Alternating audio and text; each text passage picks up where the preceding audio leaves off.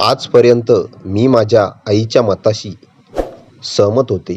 आताही 2 वर्षापूर्वी आईचे लग्न करण्याचा निर्णय घेतला, तेव्हाही मी तिला पाठिंबा दिला.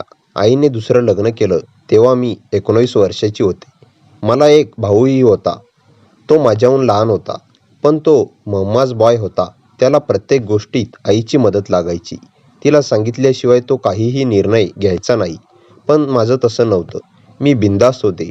स्वतःचे निर्णय घेण्याची क्षमता माझ्यात होती. माझ्या आईने मागच्या 15 वर्षापासून आमचा सांभाळ एकटीने केला होता.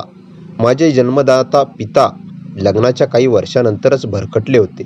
जेव्हा माझा जन्म झाला तेव्हापासून पूर्ण 5 वर्षांची होईपर्यंत मी सारखे आजारी असायचे. जेव्हा माझ्या भावाचा पुष्करचा जन्म झाला तेव्हा त्याची तीच समस्या होती. तोही आजारी असायचा. बाबांचं आईला म्हणणं होतं की तुझ्यामुळे ही मुलं आजारी पडत आहेत.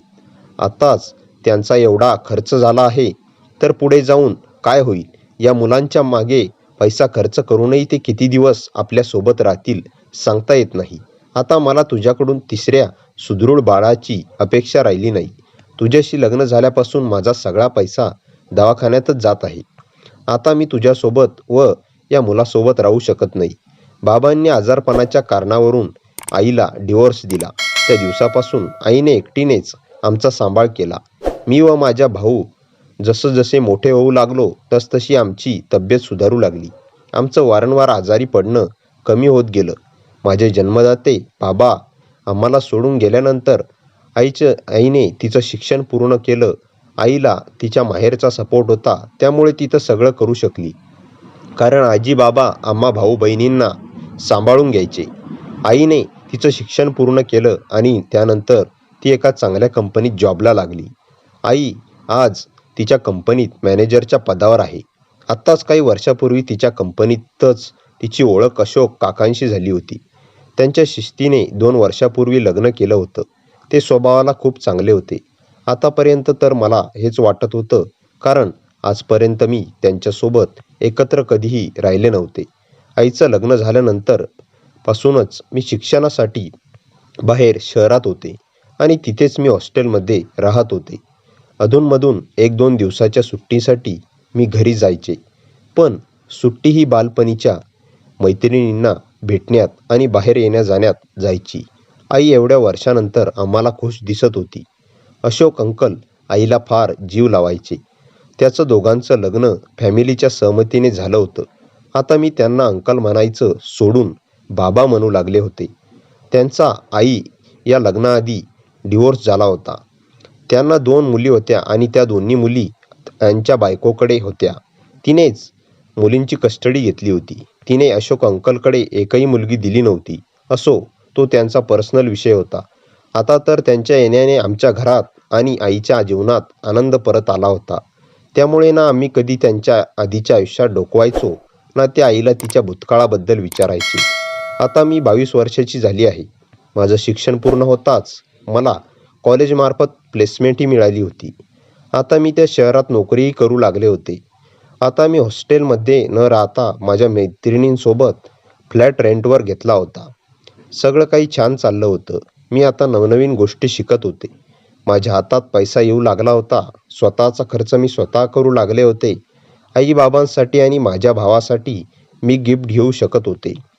6 महिने माझा जॉब अगदी व्यवस्थित चालला आणि तो पुढेही चालणार होता. परंतु त्या 6 महिन्यानंतर आमच्या फ्लॅटमधील मुली कमी होऊ लागल्या. कोणाचं लग्न जमत नव्हतं तर कोणी कंपनी स्विच केली होती. आता आमच्या फ्लॅटवर आम्ही 2च मैत्रिणी राहिलो होतो. आमच्या फ्लॅटचं रेंट 25,000 रुपये होतं. पूर्वी 5 मुले असल्यामुळे प्रत्येकीला 5,000 द्यावे लागायचे. परंतु आता आम्हा दोघांनाच 25,000 भाडं द्यावं लागतं होतं. एका वर्षाचा अग्रीमेंट असल्यामुळे तो फ्लॅटही मला सोडता येणार नव्हता. अजून तरी माझा लग्नाचा विचार नव्हता, ना मी दुसरी कंपनी स्विच करणार होते. आता तर मला चांगल्या हायफाय सोसायटीत राहण्याची सवय लागली होती.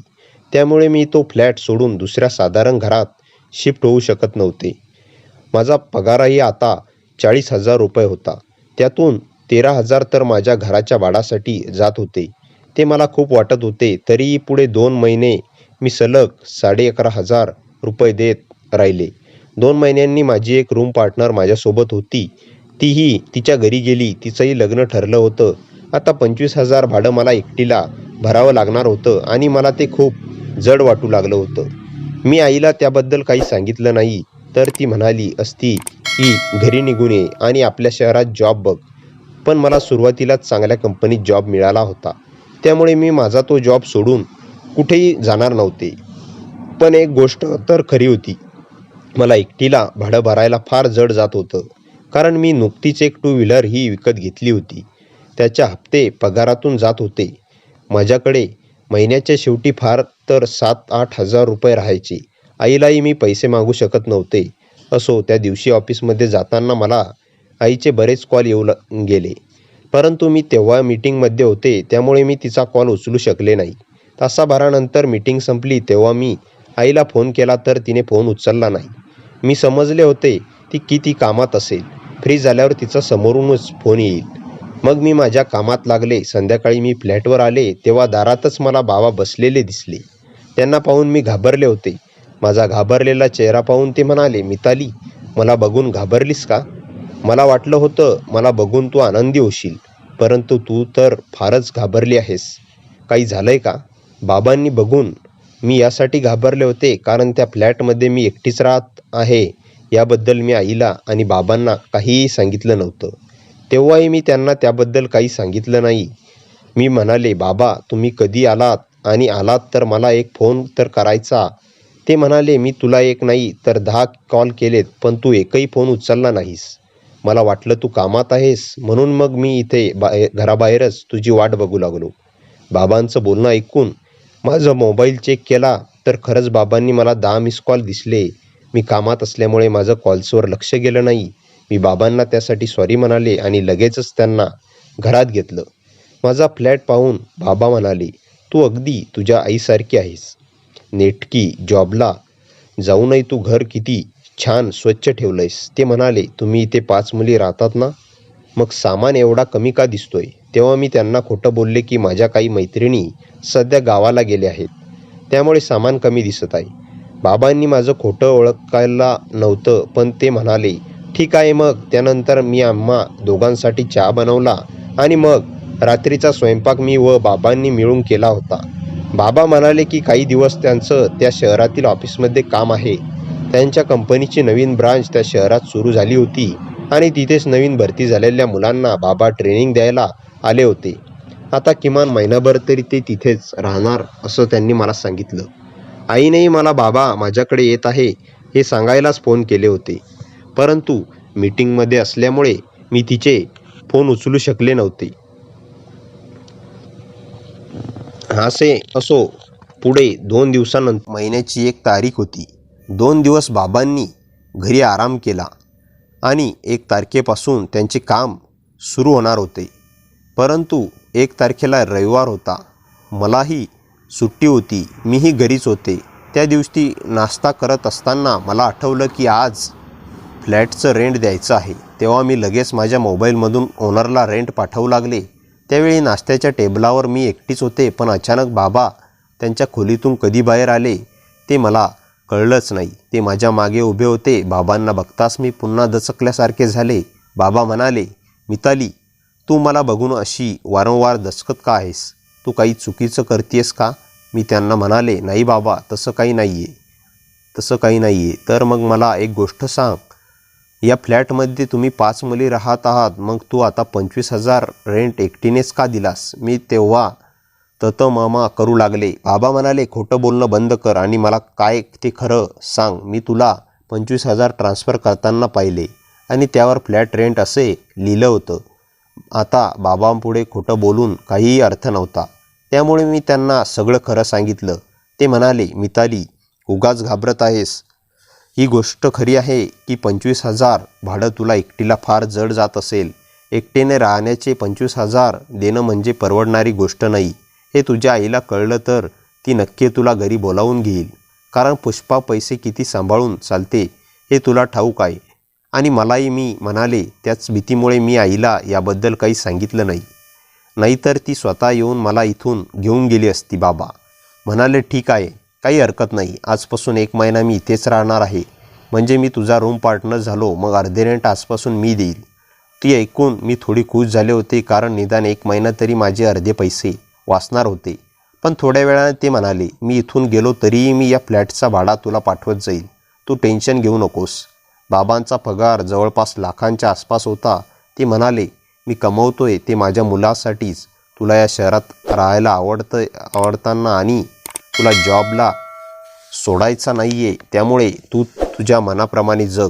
आज नंतर तुझ्या फ्लॅटच्या रेंटची जबाबदारी माझी. बाबांनी माझ्या डोक्यावरचा खूप मोठा भार कमी केला होता. तेव्हा आनंदाच्या भरात मी त्यांची गळाभेट घेतली. मी म्हणाले, बाबा तुम्ही ग्रेट आहात. बाबा माझ्या डोक्यावरून हात फिरवत म्हणाले, काही अडचण असेल तर अर्ध्या रात्री मला हाक मार. बाबांनी मला प्रॉमिसही केलं की ते त्याबद्दल आईला काही सांगणार नाही. माझं सगळ्यात मोठं टेन्शन कमी झालं होतं. पण मला एक गोष्ट माहीत नव्हती की सावत्र ते सावत्रच असतं. त्यांच्या एवढ्या मोठ्या मेहरबानीने मागे त्यांचं असं काही मतलब असेल ते मला त्यावेळी समजून आलं नाही. तो फ्लॅट 2 BHK होता, त्यामुळे फ्लॅटमध्ये माझे व बाबांची खोली वेगवेगळी होती.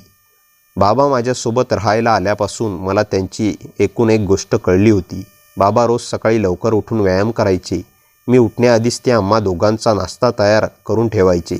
बाबासोबत सुरुवातीला 1 आठवडा तर व्यवस्थित गेला, पण 1 आठवड्यानंतर मला काहीतरी विचित्र जाणवू लागलं. याची सुरुवात झाली त्या रात्रीपासून. त्या एके रात्री मी गाढ झोपेत होते आणि तेव्हा मला काहीतरी फुटण्याचा आवाज आला. तो आवाज एवढ्या जोरात होता की मी अगदी क्षणात उठून बसले आणि बाहेर जाऊन पाहिलं तर माझ्या खोलीच्या भिंतीला लागून ठेवलेला फ्लॉवर पॉट तुटून पडला होता आणि तिथेच माझ्या खोलीच्या दरवाजाबाहेर मला बाबाही उभे दिसले. तो फ्लॉवर पॉट त्यांच्याकडूनच तुटला होता. मी बाबांना विचारलं की एवढ्या रात्री तुम्ही इथे काय करताय आणि हा फ्लॉवर पॉट कसं काय तुटला? त्यांचा चेहरा बघून मला वाटलं की ते काय बोलायचं आहे याचा विचार करत आहेत. सुरुवातीला तर ते म्हणाले, मांजरेचा धक्का लागला आणि हा फ्लॉवर पॉट खाली पडला. बाबा खोटं बोलत आहे हे तर मी समजले होते. मी म्हणाले, बाबा मांजरेला घरात यायला कुठेही रिकामा जागा नाही आहे. आजपर्यंत तर इथे कधीच मांजर आली नाही, मग आज कसं काय आलं? मग ते म्हणाले, सॉरी हा फ्लॉवर पॉट माझ्याकडूनच पडला. हा तुझा फेवरेट फ्लॉवर पॉट होता. मला वाटलं तू रागवशील म्हणूनच मांजराचं नाव घेतलं. मी त्यांना म्हणाले, असू देत. ही एक वस्तूच आहे, ती तुमच्यापेक्षा मोठी नाही. तुम्हाला तर काही लागलं नाही ना? बाबा नाही म्हणाले आणि त्यांनी माझ्यापासून नजर ओरत तिथे झालेला तो सगळा पसारा आवरला आणि लगेचच त्यांच्या खोलीत निघून गेले. त्यावेळी मलाही लक्षात आलं नाही की बाबा माझ्या खोलीत डोकावण्यासाठी आले होते. फ्लॉवर पॉट तुटण्याच्या गोष्टीकडे मी कानाडोळा केला, परंतु पुढच्या 2 दिवसानंतर मला ऑफिसवरून घरी येऊन काहीच वेळ झाला होता आणि तेव्हाच मला एका अनोळखी नंबरवरून फोन आला. मी फोन उचलला तर तो शहरातील पोलीस चौकीमधून होता. पोलिसांनी मला माझ्या गाडीचा नंबर सांगितला आणि त्यांनी व्हेरीफाय केलं की ती गाडी माझीच आहे का. मी माझ्या गाडीच्या सगळ्या डिटेल्स दिल्या. त्यानंतर त्यांनी मला ताबडतोब पोलीस स्टेशनमध्ये बोलावून घेतलं. नेमकं काय घडलं होतं मला काही ठाऊक नव्हतं, परंतु मला फार भीती वाटत होती, कारण माझी गाडी बाबा घेऊन गेले होते. सध्या माझी गाडी बाबांकडे असायची आणि मी कंपनीच्या बसने ऑफिसला जात होते. पोलीस स्टेशनमध्ये पोहोचताच बाबांना आत बसलेलं पाहून मी घाबरले. माझी गाडी ही पोलीस स्टेशनच्या बाहेर साखळीने लॉक केलेली दिसली. आत जाताच मी इन्स्पेक्टर साहेबांना भेटले. त्यांनी मला संपूर्ण प्रकरण सांगितलं की तुमची गाडी आणि तुमचे बाबा एका ठराविक एरियात सापडलेत. व्यक्ती सुरक्षित वाटतोय, त्यामुळे आम्ही अजून त्यांच्यावर काही कारवाई केली नाही आहे. ते परिवारातील कोणाचं नावही सांगत नव्हते, म्हणून मग त्या गाडीच्या मालकाच्या डिटेल्स काढून आम्ही तुम्हाला फोन केला आहे. पोलिसांचं बोलणं ऐकून मला बाबांवर फार राग आला. त्यांचं आता 2 वर्षापूर्वी लग्न झालं होतं. ते असंही काहीतरी करतील याचा मी स्वप्नातही विचार केला नव्हता. माझ्या आईला तर बिचारीला याबद्दल जराही खबर नव्हती. तिने त्या माणसावर विश्वास ठेवला होता आणि ती त्याच्यावर प्रेमही करत होती. त्यावेळी फक्त आणि फक्त माझ्या आईचा विचार करून मी बाबांची साक्षीदार म्हणून तिथे उभे राहिले आणि त्यांना सोडवण्याची प्रोसेस कंप्लीट केली. मी बाबांशी बोलले नव्हते. घरी येताच ते स्पष्टीकरण देऊ लागले. ते म्हणाले, मिताली तू समजत आहेस तसं काही नाही. माझी गाडी त्या एरियात कशी पोहोचली मला माहीत नाही. बाबा किती खोटं बोलत आहात. गाडीला हातपाय आहेत की ती स्वतः तिथे पोहोचणार आहे का? ती आपोआप कशी काय कुठेही पोहोचेल? तुम्ही त्या एरियात गेला होतात ना, तेव्हा बाबा माझी माफी मागू लागले. म्हणाले, प्लीज तुझ्या आईला ते सांगू नकोस आणि तूही काही गैरसमज करू नकोस. मला माहीत नाही की तो एरिया कसा आहे. मी तर तिथे खरेदी करायला गेलो होतो. मला बाबांच्या बोलण्यावर विश्वास पटतही होता आणि नाही. ते ज्या एरियात गेले होते तिथल्या पुढच्या लेनमध्येच शॉपिंग मार्केट होतं. बाबांनी तेव्हा मला गाडीच्या डिक्कीतून काही वस्तू आणून दाखवल्या. ते म्हणाले, हे बघ, मी छोटी मोठी शॉपिंग करत होतो. तुझ्यासाठी काही कपडे, पुष्करसाठी काही वस्तू घेतल्या होत्या. त्या वस्तू पाहून मला खात्री पटली की बाबांकडून चुकून त्या एरियात गाडी पार्क झाली आणि त्यात सापडले. मी तेव्हाही त्यांच्यावर विश्वास ठेवला, परंतु माझा विश्वास हा लवकरच मोडला जाणार होता. आता मला बाबांचं वागणं संशयास्पद वाटू लागलं होतं. त्यांची बघण्याची पद्धत, बोलण्याची पद्धत, सगळं काही मला पूर्वीपेक्षा वेगळं वाटू लागलं होतं. आणि त्या एके दिवशी रात्रीच्या 12:30 वाजता हळूच आमच्या घराचा दरवाजा उघडला.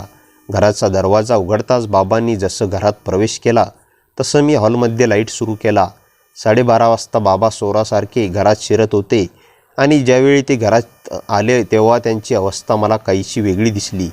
त्यांच्या व्हाईट शर्टावर मला अशी काही चिन्ह दिसली की त्यावरून मी समजले की बाबा आता कुठे जाऊन आले आहेत. तेव्हा मी त्यांच्याशी काही न बोलता रागाच्या भारात माझ्या खोलीत निघून गेले. मला तर फारच भीती वाटू लागली होती की हा माणूस कुठल्या विचारांचा आहे. तो फक्त आणि फक्त स्वतःला आनंद मिळवण्यासाठी कुठल्याही थराला जाऊ शकतो हे मी ओळखलं होतं. आणि मलाही लक्षात आलं की त्या दिवशी बाबा माझ्याशी खोटं बोलले होते. पोलिसांनी त्यांना नक्कीच याच एरियातून उचललं होतं. मला तर फार भीती वाटू लागली होती. सकाळी मी आईला फोन केला आणि तिला म्हणाले, आई, तू माझ्यासाठी आणि पुष्करसाठी प्लीज एक गोष्ट करशील का? मी काय बोलणार आहे याचा आईला अंदाज नव्हता. म्हणूनच तिने मला होकार भरला आणि नंतर माझं बोलणं ऐकून ती शॉक झाली. मी म्हणाले, आई, आत्ता तू अशोक अंकलला डिवॉर्स दे. आई म्हणाली, काही बडबडू नकोस. आईने तर माझं ऐकलं नव्हतं, परंतु तिच्यात आणि माझ्यात जेही बोलणं झालं ते तिने बाबांना सांगितलं होतं आणि त्यानंतर ते मला फारच लाडीगुडी लावू लागले. ते म्हणाले, तुझ्यासारखी समजूतदार मुलगी असं काही बोलेल असं मला कधी वाटलं नव्हतं. बरं, जाऊ दे, जे झालं ते झालं. चल, मी तुला शॉपिंगला घेऊन जातो. मी त्यांच्या गोड बोलण्यात येणार नव्हते. मी तेव्हाच त्यांना नकार दिला. मी त्यांच्याशी बोलणं कमी केलं होतं. आता तर रात्री मला झोपही येत नव्हती. त्या दरम्यानच एकदा मी माझ्या बाबांना रात्रीचं माझ्या खोलीत डोकावताना पाहिलं. मी झोपली आहे का हे बघायला ते येत होते आणि हे मागच्या काही रात्रींपासून सुरू झालं होतं. मला माझ्या खोलीचा दरवाजा उघडण्याचा आवाज येताच मी खोकल्याचं नाटक करायचे. मी असं काही दर्शवायचे जणू मी झोपली नाही आहे, मी जागीच आहे. आणि मला जागा पाहून लगेचच बाबा तिथून पळ काढायचे. आता मी त्यांचा पाठलाग करू लागले होते. ते त्यांच्या ऑफिसमधून संध्याकाळी घरी न येता एका ठराविक ठिकाणी जात होते. त्यांच्या प्रत्येक गोष्टी मी माझ्या मोबाईलच्या कॅमेऱ्यात कैद केल्या होत्या. आता मी हे सगळं आईला दाखवणार हे मी ठरवलं, कारण प्रत्यक्षात पाहिल्याशिवाय तीही माझ्या बोलण्यावर विश्वास ठेवणार नाही हे मला ठाऊक होतं. बस, आता 2 दिवसानंतर मी आईला भेटायला जायचं ठरवलं होतं, परंतु त्या 2 दिवसाआधीच माझ्यासोबत असं काही घडणार आहे याचा मी स्वप्नातही विचार केला नव्हता. त्या दिवशी रात्री बाबा रात्रीच्या 1 वाजता घरी आले. त्यांची अवस्था विचित्र होती आणि ते एकटे घरी आले नसून त्यांच्यासोबत एक मुलगी होती. त्या मुलीचे कपडे पार्टी गर्लसारखे होते. मगापासून मी ते सगळं माझ्या खोलीच्या दरवाजातून लपून बघत होते. परंतु बाबा त्या मुलीला जसजसं त्यांच्या खोलीत घेऊन जाऊ लागले तसं मी खोलीतून बाहेर आले, कारण आज ते माझ्या नकळत जे काही त्या तिसऱ्या व्यक्तीसोबत करत होते तेच उद्या त्यांनी माझ्यासोबतही केलं असतं. असं मी माझ्या मोबाईलचा कॅमेरा चालू करतच खोलीतून बाहेर आले आणि बाबांशी बोलू लागले.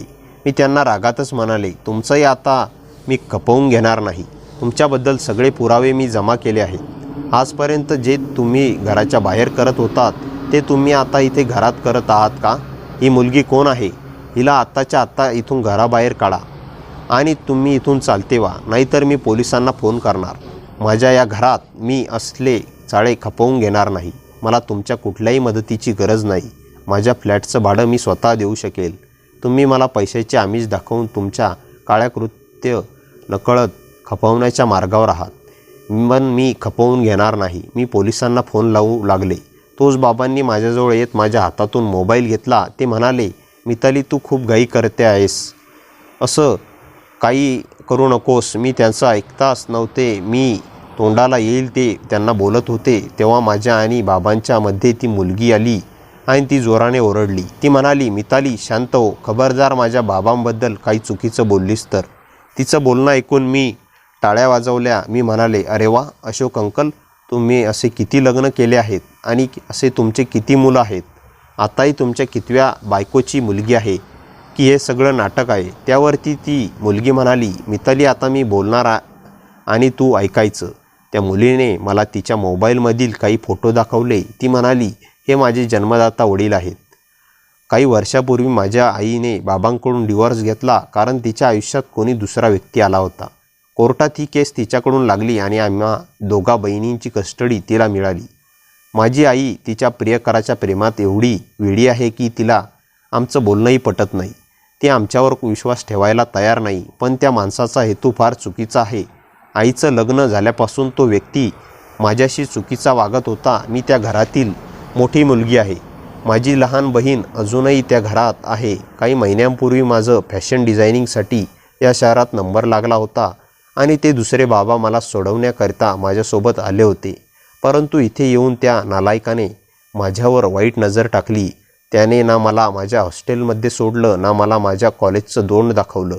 माझ्यावर वाईट नजर ठेवून त्या व्यक्तीने मला या शहरातील चुकीच्या ठिकाणी विकलं. काही दिवसांपूर्वीच मी माझ्या आईला फोन केला होता, पण त्यावेळी तो फोन माझ्या लहान बहिणीने उचलला. तिला मी सकाळी सत्यता सांगितली. तिने त्या आईला सांगितलं, परंतु आई विश्वास ठेवायला तयार नव्हती. त्या नालायकाने तिच्या डोळ्यांवर विश्वासाची पट्टी तशी बांधलीच होती. त्याने मला धमकावलं की जर मी हे आईला काही सांगितलं तर तो माझ्या लहान बहिणीला आणि आईलाही धोक्यात आणेल. म्हणून मी माझं तोंड बंद ठेवावं म्हणून मी परत आईला फोन लावून सांगितलं की मी ठीक आहे. मी माझ्या कॉलेजमध्ये आहे आणि हॉस्टेलही छान आहे. परंतु या नवीन शहरात येऊन त्या नवीन ठिकाणी जाऊन मी रोज तिळतिळ मरत होते. तेव्हा माझ्या लहान बहिणीने माझ्या बाबांची मदत घ्यायचं ठरवलं. तिने बाबांना फोन लावून हे सगळं सांगितलं. त्यामुळे माझा बाबा शोध घेण्यासाठी या शहरात आले होते. त्या एरियातही ते माझा शोध घेण्यासाठी फिरत होते आणि आज त्यांनी मला त्या नालायक लोकांच्या तावडीतून सोडवून इथे आणलंय. त्या मुलीचं ऐकून मी बाबांना म्हणाले, बाबा एवढी मोठी गोष्ट तुम्ही माझ्यापासून का लपवली? तुम्ही हे सगळं सरळ सरळ मला का सांगितलं नाही? त्यावर ते म्हणाले, मिताली, मला तुझ्या आईने सांगितलं होतं की तुझा स्वभाव फार वेगळा आहे. तू कोणावर लवकर विश्वास ठेवत नाही. मला आठवतंय आमचं लग्न झाल्यानंतरही तू माझ्याशी जास्त बोलायची नाहीस आणि मला ठाऊक आहे आमचं लग्न कुठे ना कुठे तुला मान्य नव्हतं आणि म्हणूनच तू शिक्षणाचा बहाणा करून या शहरात निघून आली. तू आजपर्यंत कधीच माझ्यासोबत एकत्र राहणं पसंत केलं नाहीस आणि जर तुला ही गोष्ट समजली असती की मी माझ्या मुलींसाठी इथं आलो आहे आणि मी पुन्हा त्यांना माझ्या आयुष्यात घेऊन येत आहे तर तू गैरसमज करून बसली असतीस की मी तुझ्या आईला धोका दिला आणि तू पुष्पालाही तेच सांगितलं असतंस आणि तू पुष्पाला माझ्यापासून वेगळं होण्याचा सल्ला दिला असतास. पुष्पाला हे ठाऊक आहे की मी इथे का आलोय. तिनेच मला इथे सांगितलं होतं की मी तुला याबद्दल काहीही सांगू नये, नाहीतर तू मला चुकीचं समजशील आणि मला कधी बाबा म्हणणार नाहीस. तुला वाटेल की मी तुझ्या आईला धोका देतोय आणि मी पुन्हा माझ्या बायकोकडे जाणार आहे. असा गैरसमज तू केला असतास म्हणून मी तुला काही सांगितलं नाही. परंतु आज सगळं काही तुझ्या समोर आहे. मिताली, माझ्या मुलावर कुठलंही संकट येईल तर मी अगदी जगाच्या कुठल्याही कोपऱ्यात जाऊन माझ्या मुलांना त्या संकटातून काढून आणेल आणि हेच एका बापाचं कर्तव्य आहे.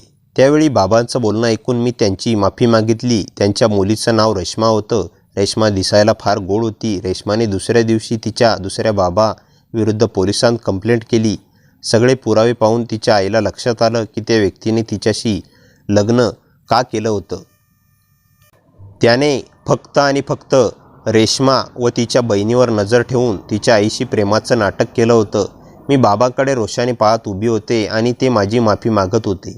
पण माझ्या मनात फक्त एकच विचार घोळत होता. आईला या प्रकरणाची कल्पनाही नाही. तिचा आनंद पुन्हा लुटला तर आईने कित्येक वर्षांनी स्वतःचं आयुष्य उभं केलं होतं आणि आता पुन्हा काहीही भयानक घडू नये म्हणून मला स्वतःला सावरावं लागणार होतं. मी बाबांना शांतपणे पण ठाम शब्दात म्हणाले, बाबा तुम्ही काय करत होता ते तुम्हालाच माहीत, पण एक गोष्ट स्पष्ट, आईला दुखावणार काहीही पुन्हा माझ्या आयुष्यात घडायला नको. तुमच्यावर विश्वास ठेवून आईने आयुष्याची नवीन सुरुवात केली आहे. तो विश्वास तुम्ही तोडला तर परिणाम मी सोसणार नाही. माझं बोलणं ऐकून बाबा काही क्षण शांत बसले. त्यांच्या चेहऱ्यावर अपराधाची छाया दिसत होती.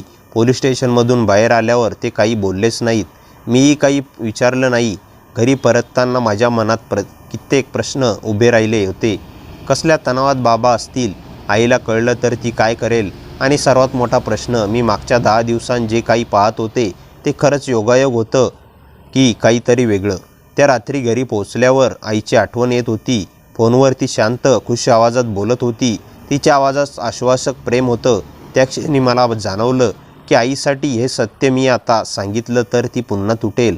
आईची आनंदाची दुनिया पुन्हा उद्ध्वस्त व्हावी अशी माझी इच्छा नव्हती. म्हणूनच मी सर्व काही मनातच दाबून टाकलं. पुढचे काही दिवस बाबा माझ्यासोबत खूप शांत होते. ते माझ्याजवळ जास्त बोलत नव्हते. अननेसेसरी काही विचारतही नव्हते. त्यांच्या वागण्यात एक बदल दिसत होता. कदाचित अपराध झाल्याची जाणीव, कदाचित माझ्या रागाची भीती, आणि आईवरील त्यांच्या प्रेमाचा पुनर्विचार. एक आठवड्यानंतर त्यांच्या कंपनीचं ट्रेनिंग संपलं आणि ते त्या शहरातून आपल्या घरी परत गेले. त्या स्टेशनपर्यंत सोडायला मी गेले. ते काहीतरी बोलणार असे वाटत होते, पण बोलले नाहीत. फक्त एवढं म्हणाले, मिताली तू जे काही केलंस ते बरोबरच होतं. मी स्वतःला सुधारतो. मी काही उत्तर दिलं नाही. ट्रेन सुटली आणि मी शांतपणे परत आले. घरात परतल्यावर काही दिवस मी स्वतःला कामात गुंतवलं. आईशी बोलताना तिच्या आवाजातला आनंद तसाच होता. ती तिच्या आयुष्याबद्दल खुश होती. तिच्या डोळ्यांमध्ये चमक होती. मी तिला एवढंच सांगितलं, आई कधीकधी लोकांवर खूप जास्त विसंबून राहू नको. स्वतःवर जास्त विश्वास ठेव. आईला माझ्या शब्दांचा अर्थ तेव्हा कळला नाही, पण तिच्या चेहऱ्यावरची चिंता दिसली. तिने विचारलं, काही झालंय का? मी हसून म्हटलं, नाही ग आई, फक्त जीवनाचं तत्त्वज्ञान. पुढच्या काही महिन्यात मी माझं आयुष्य पुन्हा स्थिर केलं. जॉब चांगला चालू होता. पगार वाढला आणि मी दुसऱ्या चांगल्या सोसायटीत एका मुलीसोबत फ्लॅट शेअर करून राहू लागले. आता माझ्यावर कोणाचं ओझं नव्हतं, ना कुणाकडून भीती. त्या घटनेने मला एक गोष्ट शिकवली, नाते कितीही जवळचे असले तरी विश्वास आणि मर्यादा दोन्ही महत्त्वाचे असतात. एकदा विश्वास तुटला की नात्याचा चेहरा कायमचा बदलतो. आईही तिच्या आयुष्यात खुश होती. तिने बाबांच्या वागण्यात बदल जाणवला. ते जास्त काळजी घेऊ लागले होते, जास्त शांत, जास्त जबाबदार. कदाचित त्यांनी खरोखर स्वतःला बदललं होतं.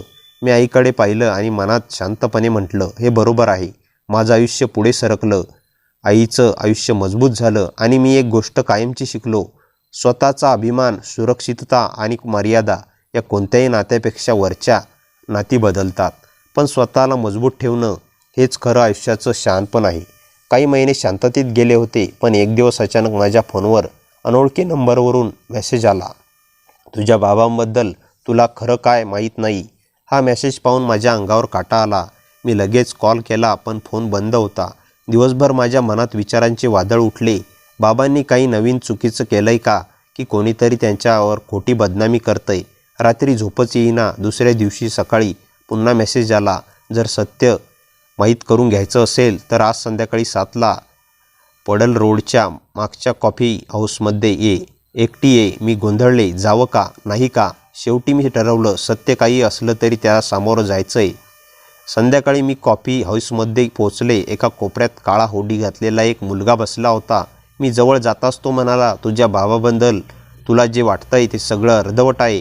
मी चकित झाले. तो म्हणाला, तुझ्या बाबांनी मागच्या काही महिन्यात ज्या कंपनीत काम केलं त्या कंपनीबद्दल काहीतरी गडबड आहे. त्यांना सतत ब्लॅकमेलिंगसारखे कॉल येत होते. तुला पोलीस स्टेशनमध्ये जे दिसलं ते त्यांचा भाग होता, पण तसं नाही ते जे तू समजलीस. माझं हृदय जोरात धडधडू लागलं. मी म्हणाले, पण त्यांनी मला काहीच सांगितलं नाही. तो मुलगा शांतपणे म्हणाला, कारण ते तुझी आणि तुझ्या आईची सुरक्षा बघत होते. ते ज्या प्रोजेक्टवर काम करत होते त्यात मोठ्या गैरव्यवहाराचं उघड होणार होतं आणि काही लोकांना ते नको होतं. त्यामुळे त्यांना अडकवण्यासाठी त्यांच्यावर वैयक्तिक आरोप टाकले गेले. माझ्यासमोर जणू जमिनीवरील पाय निसटत होते. बाबा, माझे बाबा. मी ज्या गोष्टी समजत होते त्या चुकीच्या निघाल्या. मी मुलाला विचारलं, तुला हे सगळं कसं माहीत? त्याने ओढी काढली. मी थक्क झाले. तो माझ्या ऑफिसमध्ये पाहिलेला इंटर्न होता, रिषभ. तो म्हणाला, तुझ्या बाबांच्या कंपनीत माझा काका काम करतो. त्याने सगळं सांगितलं. तुझ्या बाबांना काही चुकीचं केलेलं नाही. ते उलट हिमतीने सत्य बाहेर आणत होते. माझ्या डोळ्यात पाणी आलं. अपराधाची भावना मला पोखरत होती. मी लगेच बाबांना कॉल केला, पण त्यांनी फोन उचलला नाही. मी थेट त्यांच्या घरी गेले. घरात दिवे बंद होते, पण दार उघडं होतं. मी आत शिरले आणि घाबरले. हॉलमध्ये कागद, फायली विखुरलेल्या होत्या. टेबलावर एक नोट होती. मिताली, जर मी परत आलो नाही तर आईची आणि स्वतःची काळजी घे. सत्याला घाबरू नकोस. माझं हृदय गोठलं. मी ताबडतोब आईला फोन केला आणि तिला परिस्थिती सांगितली. त्या रात्री मी आणि आई पोलीस स्टेशनमध्ये पोहोचलो. नव्या तपासातून कळलं की बाबांनी कंपनीतील भ्रष्टाचाराचे पुरावे गोळा केले होते आणि त्यासाठी त्यांना धमक्या मिळत होत्या. मी ज्या घटनेला गैरवर्तन समजत होते ती प्रत्यक्षात बाबांवरील दबाव आणि ब्लॅकमेलिंगचा भाग होता. आम्ही घरी परतलो. आई रडत होती. मी तिच्या खांद्यावर हात ठेवून म्हणाले, आई, आपण बाबांना शोधू. मी आता काही होऊ देणार नाही. दुसऱ्या दिवशी सकाळी मला एक कॉल आला. तुझे बाबा सुरक्षित आहेत. त्यांनी एक महत्त्वाचं स्टेटमेंट दिलंय. काही तासांत ते तुमच्याकडे परत येतील. माझ्या अंगावरचा भार उतरला. संध्याकाळी बाबा घरी आले.